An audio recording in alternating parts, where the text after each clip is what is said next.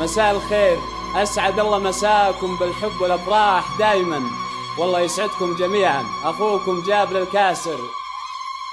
زانت الأفراح في أحلى الليالي، وقبلت أم العروسة كالأميرة، وقفوا من حولها عز وجلالي. أم محمد اليوم للفرحة سفيرة، نور الحفل وشموخك فاق غيره.